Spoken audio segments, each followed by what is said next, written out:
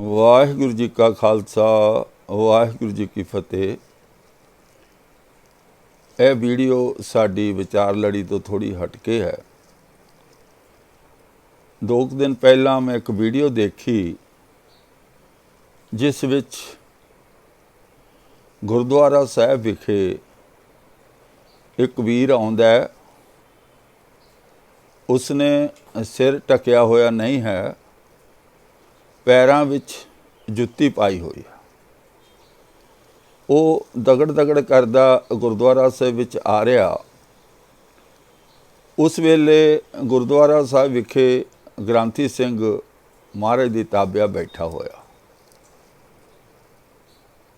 ਤੇ ਹੋਰ ਇੱਕ ਸਿੰਘ ਹੈ, ਉਹ ਬਾਅਦ ਵਿੱਚ ਆਉਂਦਾ ਹੈ। ਹੋਰ ਕੋਈ ਗੁਰਦੁਆਰੇ ਸੰਗਤ ਨਹੀਂ ਹੈ। ਉਹ ਆ ਕੇ ਸਿੱਧਾ ਹੀ ਥੜਾ ਸਾਹਿਬ ਦੇ ਉੱਪਰ ਚੜ੍ਹ ਜਾਂਦਾ। ਥੜਾ ਸਾਹਿਬ ਦੇ ਉੱਪਰ ਚੜ੍ਹ ਕੇ ਉਹ ਗੁਰੂ ਗ੍ਰੰਥ ਸਾਹਿਬ ਉੱਤੋਂ ਰੁਮਾਲੇ ਪਰੇ ਕਰਦਾ। ਤਦ ਨੂੰ ਇੱਕ ਸਿੰਘ ਹੋਰ ਆਉਂਦਾ, ਉਹ ਉਸ ਨੂੰ ਝਿੜਕਦਾ। ਉਸ ਸਿੰਘ ਦੇ ਹੱਥ ਵਿੱਚ ਵੱਡੀ ਸ੍ਰੀ ਸਾਹਿਬ ਹੈ, ਕਿਰਪਾਨ ਹੈ।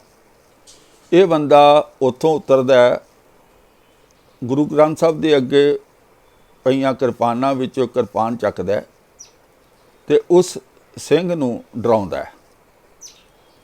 ਉਹ ਸਿੰਘ ਡਰ ਕੇ ਪਿੱਛੇ ਹਟ ਜਾਂਦਾ। ਤਾਂ ਇਸ ਜਿਹੜਾ ਬੰਦਾ ਬੇਅਦਬੀ ਕਰਨ ਆਇਆ ਸੀ ਗੁਰੂ ਗ੍ਰੰਥ ਸਾਹਿਬ ਦੀ, ਉਹ ਆਰਾਮ ਨਾਲ ਗੁਰਦੁਆਰਾ ਸਾਹਿਬ ਤੋਂ ਬਾਹਰ ਚਲੇ ਜਾਂਦਾ। ਇਹ ਵੀਡੀਓ ਮੈਂ ਉਸ ਵੀਡੀਓ ਦੇ ਆਧਾਰ ਤੇ ਬਣਾ ਰਿਹਾ।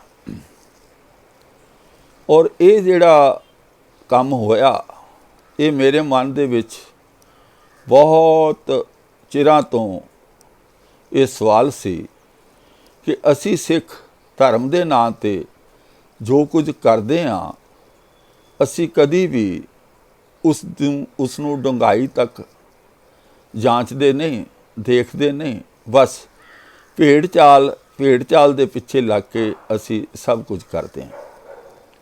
ਸ਼ਾਇਦ ਹੀ ਕੋਈ ਗੁਰੂ ਘਰ ਹੋਵੇਗਾ ਜਿੱਥੇ ਗੁਰੂ ਗ੍ਰੰਥ ਸਾਹਿਬ ਦੀ ਹਜ਼ੂਰੀ ਵਿੱਚ ਅੱਗੇ ਸ਼ਸਤਰ ਨਹੀਂ ਸਜਾਏ ਗਏ ਹੋਣਗੇ। ਇਹ ਪਤਾ ਨਹੀਂ ਕਦੋਂ ਕਿਵੇਂ ਇਹ ਰੀਤ ਪਈ। ਮੈਂ ਉਸ ਖੋਜ ਬਾਰੇ ਗੱਲ ਨਹੀਂ ਕਰਨ ਜਾ ਰਿਹਾ, ਪਰ ਮੈਂ ਇੱਕ ਹੋਰ ਬਹੁਤ ਹੀ ਅਹਿਮ ਮੁੱਦੇ 'ਤੇ ਗੱਲ ਕਰਨ ਜਾ ਰਿਹਾ।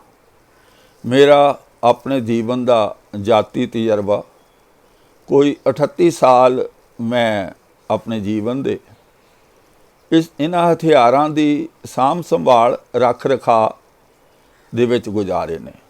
ਛੋਟੇ ਤੋਂ ਛੋਟਾ ਹਥਿਆਰ ਤੋਂ ਲੈ ਕੇ ਵੱਡੇ ਤੋਂ ਵੱਡੇ ਹਥਿਆਰ ਤੱਕ ਮੈਂ ਇਹਨਾਂ ਦੀ ਸੰਭਾਲ ਕੀਤੀ ਹੈ। ਜਿੱਥੋਂ ਤੱਕ ਹਥਿਆਰਾਂ ਦੀ ਰੱਖ ਰਖਾਓ ਸੰਭਾਲ ਦੀ ਗੱਲ ਹੈ, ਇਹ ਫੌਜ ਵਿੱਚ, ਡਿਫੈਂਸ ਵਿੱਚ ਕਿਤੇ ਵੀ ਸਭ ਤੋਂ ਅਹਿਮ ਮਸਲਾ ਹੋਇਆ ਕਰਦਾ ਹੈ। ਇਹ ਕੈਜੂਅਲ ਨਹੀਂ ਹੈ, ਇਹ ਬਹੁਤ ਅਹਿਮ ਗੱਲ ਹੁੰਦੀ ਹੈ। ਕਿਉਂਕਿ ਕਿਸੇ ਵੀ ਦੇਸ਼ ਦੀ ਜਿਹੜੀ ਮੁੱਖ ਗੱਲ ਹੁੰਦੀ ਹੈ, ਉਸ ਦੇਸ਼ ਦੀ ਸਿਕਿਉਰਿਟੀ। ਅਗਰ ਕਿਸੇ ਸਥਾਨ ਦੀ, ਕਿਸੇ ਦੇਸ਼ ਦੀ ਸਿਕਿਉਰਿਟੀ ਪੂਰੀ ਨਹੀਂ ਹੈ ਤਾਂ ਉਹ ਦੇਸ਼, ਉਹ ਸਥਾਨ, ਉਹ ਸੰਸਥਾ ਬਹੁਤਾ ਦੇਰ ਜਿਉਂਦੀ ਨਹੀਂ ਰਹਿ ਸਕਦੀ। ਹਥਿਆਰ ਐਸੀ ਚੀਜ਼ ਹੈ, ਹਥਿਆਰ ਹੋਇਆ, ਘੋੜਾ ਹੋਇਆ, ਤੁਹਾਡੇ ਵਹੀਕਲ ਹੋਏ, ਪੈਸਾ ਹੋਇਆ, ਇਹ ਜਿਸ ਦੇ ਹੱਥ ਵਿੱਚ ਹੈ ਇਹ ਉਸ ਦਾ ਹੈ। ਇਹਦੇ ਉੱਤੇ ਕਿਸੇ ਦਾ ਕੋਈ ਕਬਜ਼ਾ ਨਹੀਂ ਹੁੰਦਾ। ਜਿਹਦਾ ਕਬਜ਼ਾ ਹੈ ਉਸ ਦਾ ਹੀ ਹੱਕ ਹੈ, ਉਹ ਚੀਜ਼ ਉਸੇ ਦੀ ਹੋ ਜਾਂਦੀ ਹੈ। ਗੱਡੀ ਨੂੰ ਤੁਸੀਂ ਬਿਨਾਂ ਚਾਬੀ ਸਣੇ ਬਾਹਰ ਛੱਡਿਓ, ਫਿਰ ਜਿਹੜਾ ਮਰਜ਼ੀ ਲੈ ਕੇ ਚਲਾ ਜਾਵੇ, ਫਿਰ ਉਹਨੂੰ ਕਿੱਥੋਂ ਲੱਭੋਗੇ। ਇਸ ਕਰਕੇ ਗੱਡੀ ਖੜੀ ਕਰਕੇ ਤਾਲਾ ਲਾ ਕੇ ਚਾਬੀ ਆਪਣੇ ਕੋਲ ਰੱਖੀ ਦੀ ਹੈ ਤਾਂ ਕਿ ਗੱਡੀ ਸੇਫ ਰਹੇ। ਆਪਣਾ ਪੈਸਾ ਧੇਲਾ, ਪਰਸ ਅਸੀਂ ਬਹੁਤ ਸੰਭਾਲ ਕੇ ਰੱਖਦੇ ਹਾਂ ਕਿ ਸਾਡੇ ਕੋਲੋਂ ਮਿਸ ਹੋ ਗਿਆ, ਫਿਰ ਉਹ ਸਾਡਾ ਨਹੀਂ, ਜਿਹਦੇ ਕੋਲ ਹੈ ਉਹਦਾ ਹੋ ਜਾਂਦਾ ਹੈ। ਇਵੇਂ ਪੁਰਾਣੇ ਜ਼ਮਾਨਿਆਂ ਵਿੱਚ ਘੋੜਿਆਂ ਨੂੰ ਤਾਲਾ ਲਾ ਕੇ ਰੱਖਦੇ ਸਨ। ਉਹਨਾਂ ਦੇ ਪੈਰਾਂ ਦੇ ਵਿੱਚ ਜੰਜੀਰਾਂ ਪਾ ਕੇ ਰੱਖਦੇ ਸਨ ਕਿ ਕੋਈ ਖੋਲ੍ਹ ਕੇ ਦੌੜਾ ਕੇ ਨਾ ਲੈ ਜਾਵੇ, ਕਿਉਂਕਿ ਉਹ ਤਾਂ ਉਹਦੇ ਲਈ ਤਾਂ ਇੱਕ ਸਵਾਰ ਹੈ, ਚੋਰ ਹੋਵੇ ਜਾਂ ਮਾਲਕ ਹੋਵੇ, ਕੋਈ ਫਰਕ ਨਹੀਂ ਪੈਂਦਾ। ਗੱਲ ਹਥਿਆਰਾਂ ਦੀ ਚੱਲ ਰਹੀ ਸੀ। ਹਥਿਆਰ ਜਿਹੜੇ ਆ ਉਹ ਸਾਡੇ ਬਹੁਤ ਅਹਿਮ ਹਨ ਸਾਡੀ ਸਿਕਿਉਰਿਟੀ ਵਾਸਤੇ, ਪਰ ਉਹੀ ਸਾਡੇ ਹਥਿਆਰ ਅਗਰ ਦੁਸ਼ਮਣ ਦੇ ਹੱਥ ਵਿੱਚ ਆ ਜਾਣ ਫਿਰ ਉਹ ਹਥਿਆਰ ਸਾਡੇ ਨਹੀਂ ਹੁੰਦੇ, ਉਹ ਦੁਸ਼ਮਣ ਦੇ ਹੋ ਜਾਂਦੇ। ਜਿੱਥੇ ਵੀ ਹਥਿਆਰ ਰੱਖੇ ਜਾਂਦੇ ਨੇ ਉੱਥੇ ਆਮ ਖਾਸ ਬੰਦੇ ਦਾ ਆਉਣਾ ਜਾਣਾ ਨਹੀਂ ਹੁੰਦਾ। ਹਥਿਆਰ ਰੱਖਣ ਲਈ ਦੋਹਰੇ ਦੋਹਰੇ ਦਰਵਾਜ਼ੇ, ਲੋਹੇ ਦੇ ਦਰਵਾਜ਼ੇ ਲਾਏ ਜਾਂਦੇ ਨੇ। ਹਥਿਆਰ ਅਲੱਗ ਰੱਖਣੇ, ਗੋਲੀ ਸਿੱਖਾ ਅਲੱਗ ਹੋਣਾ ਕਿ ਜੇ ਕੋਈ ਲੁੱਟ ਵੀ ਲਵੇ ਤਾਂ ਇਕੱਲੇ ਹਥਿਆਰ ਨਾਲ ਕੁਝ ਨਹੀਂ ਕਰ ਸਕਦਾ, ਇਕੱਲੇ ਗੋਲੀ ਸਿੱਕੇ ਨਾਲ ਕੁਝ ਨਹੀਂ ਕਰ ਸਕਦਾ। ਦੋਨੋਂ ਚੀਜ਼ਾਂ ਰਲਦੀਆਂ ਤਾਂ ਉਹ ਪੂਰਨ ਹੁੰਦਾ ਹੈ। ਅਤੇ ਡਬਲ ਦਰਵਾਜ਼ੇ ਲਾ ਕੇ ਫਿਰ ਦੋਹਰੇ ਦੋਹਰੇ ਤੇਰੇ ਪਹਿਰੇ ਲੱਗੇ ਹੁੰਦੇ ਆ। ਔਰ ਹਥਿਆਰ ਉਹ ਕਿਸੇ ਨੂੰ ਦੇਣਾ ਵੀ ਹੁੰਦਾ ਅਤੇ ਬੜੀ ਛਾਣਬੀਣ ਹੁੰਦੀ ਹੈ ਕਿ ਵਾਕਿਆ ਹੀ ਇਹ ਬੰਦਾ ਹਥਿਆਰ ਲੈਣ ਦੇ ਯੋਗ ਹੈ ਨਹੀਂ ਹੈ। ਕਈ ਜਗ੍ਹਾ ਉਸ ਦੀ ਵੈਰੀਫਿਕੇਸ਼ਨ ਹੁੰਦੀ ਹੈ, ਕਈ ਜਗ੍ਹਾ ਉਸ ਦੀ ਪੁੱਛ ਪੜਤਾਲ ਹੁੰਦੀ ਹੈ, ਫਿਰ ਜਾ ਕੇ ਯੋਗ ਬੰਦੇ ਨੂੰ ਹਥਿਆਰ ਦਿੱਤਾ ਜਾਂਦਾ ਹੈ।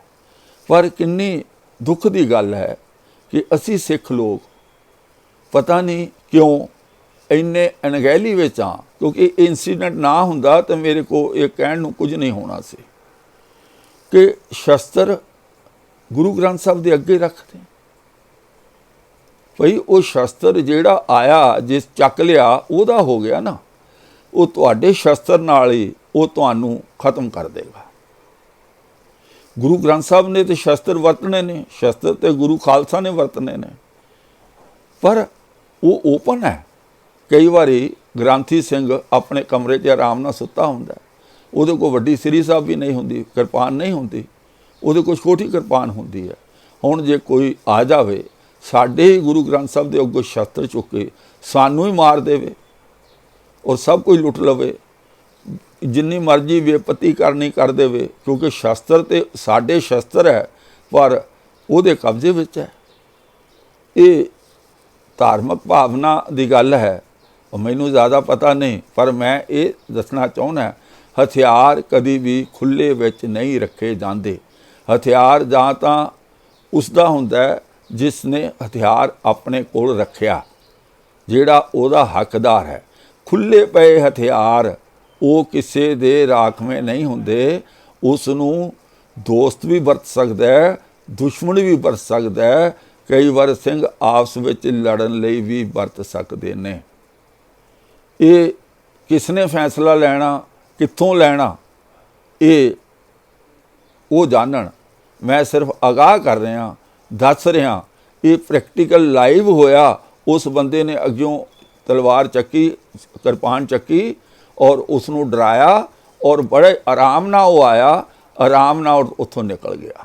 ਜੇਕਰ ਉਹ ਅਸੀਂ ਹਥਿਆਰ ਗੁਰਦੁਆਰੇ ਰੱਖੋ, ਸ਼ਸਤਰ ਕਿਰਪਾਨਾਂ ਰੱਖੋ, ਪਰ ਉਸ ਦਾ ਪਤਾ ਉੱਥੇ ਰਹਿਣ ਵਾਲਿਆਂ ਨੂੰ ਹੋਣਾ ਚਾਹੀਦਾ ਹੈ। ਘਰ ਅਸੀਂ ਗਨ ਵੀ ਲੈਂਦੇ ਹਾਂ ਆਪਣੀ ਸੇਫਟੀ ਲਈ, ਗਨ ਐਸੀ ਜਗ੍ਹਾ ਰੱਖੀ ਜਾਂਦੀ ਹੈ ਜਿੱਥੋਂ ਐਮਰਜੈਂਸੀ ਪੈਣ 'ਤੇ ਇਮੀਡੀਏਟ ਜਲਦੀ ਨਾਲ ਅਸੀਂ ਉਸ ਨੂੰ ਲੈ ਸਕੀਏ। ਔਰ ਦੂਜੀ ਗੱਲ, ਗਨ ਘਰ ਦੇ ਮੁਖੀਆਂ ਨੂੰ ਹੀ ਪਤਾ ਹੁੰਦਾ ਕਿੱਥੇ ਪਈ ਆ, ਬੱਚਿਆਂ ਨੂੰ ਨਹੀਂ ਪਤਾ ਹੁੰਦਾ, ਜਨਾਨੀਆਂ ਨੂੰ ਵੀ ਨਹੀਂ ਪਤਾ ਹੁੰਦਾ। ਘਰ ਦੇ ਜਿਹਨਾਂ ਬੰਦਿਆਂ ਨੇ ਵਰਤਣੀ ਨਾ, ਉਹਨਾਂ ਨੂੰ ਹੀ ਪਤਾ ਕਿੱਥੇ ਪਈ ਹੈ, ਕਿਹੜੀ ਹਾਲਤ ਵਿੱਚ ਪਈ ਹੈ।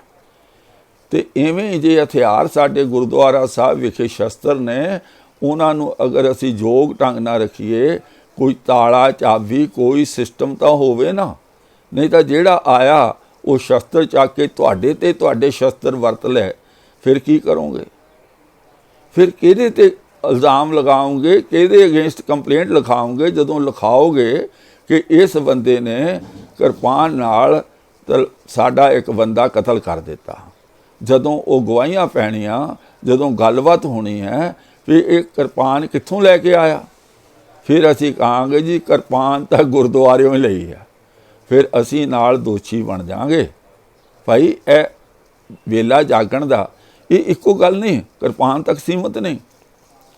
ਗੁਰੂ ਗ੍ਰੰਥ ਸਾਹਿਬ ਦੀਆਂ ਜਿੰਨੀਆਂ ਬੇਅਦਬੀਆਂ ਹੁੰਦੀਆਂ ਨੇ, ਜਿੰਨੀਆਂ ਅੱਗਾਂ ਲੱਗਦੀਆਂ ਨੇ, शरारती तां ਉਹਦੇ ਵਿੱਚੋਂ 1-2% ਅੱਗਾਂ ਲਾਉਂਦੇ ਨੇ, ਬਾਕੀ ਸਾਰੀਆਂ ਅੱਗਾਂ ਅਸੀਂ ਆਪਣੀ ਅਗਿਆਨਤਾ, ਅਣਗਹਿਲੀ ਤੇ ਅੰਧ ਵਿਸ਼ਵਾਸ ਕਰਕੇ ਲਾਉਂਦੇ ਹਾਂ। ਜੇ ਗੁਰੂ ਘਰ ਦਾ ਏਸੀ ਕੋਈ ਔਨ ਹੋ ਗਿਆ ਔਰ ਉਹ ਏਸੀ ਪੂਰੀ ਗਰਮੀ ਦਾ ਸੀਜ਼ਨ ਔਨ ਹੀ ਰਹਿਣਾ। ਜੇ ਕੋਈ ਪੱਖਾ ਔਨ ਹੋ ਗਿਆ ਪੂਰੀ ਗਰਮੀ ਦਾ ਸੀਜ਼ਨ, ਕਿਉਂਕਿ ਅਸੀਂ ਸੋਚਦੇ ਹਾਂ ਜੇ ਮੈਂ ਏਸੀ ਬੰਦ ਕਰ ਦਿੱਤਾ ਮੈਨੂੰ ਪਾਪ ਲੱਗੂਗਾ, ਜੇ ਮੈਂ ਪੱਖਾ ਬੰਦ ਕਰ ਦਿੱਤਾ ਮੈਨੂੰ ਪਾਪ ਲੱਗੂਗਾ।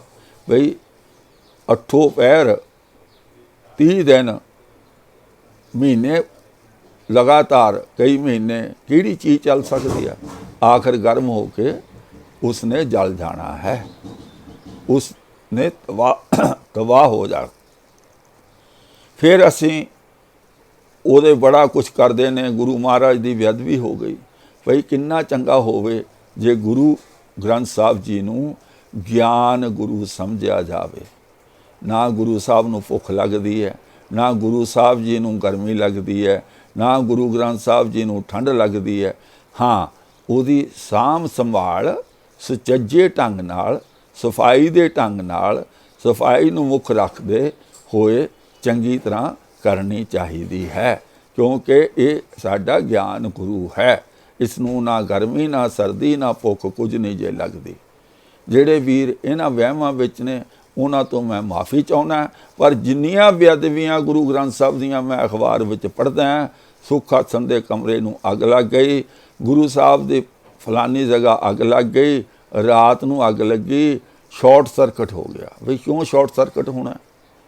ਇਹ ਕਿਤੇ ਹੋਰ ਵੀ ਇੰਨੇ ਸ਼ਾਰਟ ਸਰਕਟ ਹੁੰਦੇ ਸਾਡੇ ਘਰਾਂ ਵਿੱਚ, ਹੋਰ ਦੁਕਾਨਾਂ ਦੇ ਵਿੱਚ ਇੰਨੇ ਸ਼ਾਰਟ ਸਰਕਟ ਹੁੰਦੇ ਆ, ਪਰ ਇੰਨੇ ਪਰਸੈਂਟੇਜ ਜਿੰਨੇ ਗੁਰਦੁਆਰਿਆਂ ਵਿੱਚ ਹੁੰਦੇ ਆ। ਕਿਉਂ? ਕਿਉਂਕਿ ਅਗਿਆਨਤਾ ਵਿੱਚ ਅਸੀਂ ਸਾਰੇ ਕਾਰਜ ਕਰਦੇ ਹਾਂ। ਇਸ ਕਰਕੇ ਜੇ ਅਸੀਂ ਗੁਰੂ ਦੇ ਗਿਆਨ ਨਾਲ ਜੁੜ ਜਾਈਏ, ਸਾਨੂੰ ਸਮਝ ਆ ਜਾਏ, ਅਸੀਂ ਗੁਰੂ ਦੀਆਂ ਬੇਅਦਬੀਆਂ ਨੂੰ ਬਚਾ ਸਕਦੇ ਹਾਂ। ਆ ਸ਼ਸਤਰਾਂ ਵਾਲੀ ਗੱਲ ਬਹੁਤ ਹੀ ਸੀਰੀਅਸ ਹੈ। ਸ਼ਸਤਰ ਕਦੀ ਵੀ ਓਪਨ ਖੁੱਲ੍ਹੇ ਵਿੱਚ ਨਹੀਂ ਰੱਖੇ ਜਾਂਦੇ। ਸ਼ਸਤਰਾਂ ਨੂੰ ਵਰਤਣਾ ਹੁੰਦਾ, ਉਹ ਅੰਡਰ ਸਿਕਿਉਰਿਟੀ ਹੁੰਦੇ ਹੈ, ਖੁੱਲ੍ਹੇ ਨਹੀਂ ਹੁੰਦੇ। ਬਾਕੀ ਬਈ ਧਾਰਮਿਕ ਭਾਵਨਾਵਾਂ ਰੱਖਣੇ ਰੱਖੋ, ਮੈਂ ਕਿਸੇ ਨੂੰ ਰੋਕ ਨਹੀਂ ਸਕਦਾ।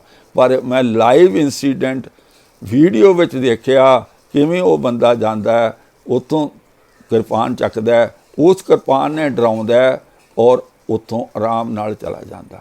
ਸੋ ਅੱਜ ਦੀ ਇਹ ਵੀਡੀਓ ਇੰਨੀ ਕੀ ਹੈ। ਜੇ ਕਿਸੇ ਦੀਆਂ ਭਾਵਨਾਵਾਂ ਨੂੰ ਠੇਸ ਪੁੱਜੀ ਮੈਂ ਪਹਿਲਾਂ ਹੀ ਮਾफ़ੀ ਮੰਗ ਲੈਣਾ, ਪਰ ਇਹ ਸੱਚ ਹੈ, ਇਹ ਸੱਚ ਹੈ। ਅਸੀਂ ਆਪਣੇ ਘਰ ਨੂੰ ਸੰਭਾਲ ਲਈਏ ਤਾਂ ਚੰਗੀ ਗੱਲ ਹੈ। ਆਓ ਇਹਨਾਂ ਲਫ਼ਜ਼ਾਂ ਨਾਲ ਮੈਂ ਖਿਮਾ ਦਾ ਜਾਚਕ ਹਾਂ। ਆਓ ਫਤਿਹ ਬੁਲਾਈਏ। ਵਾਹਿਗੁਰੂ ਜੀ ਕਾ ਖਾਲਸਾ, ਵਾਹਿਗੁਰੂ ਜੀ ਕੀ ਫਤਿਹ।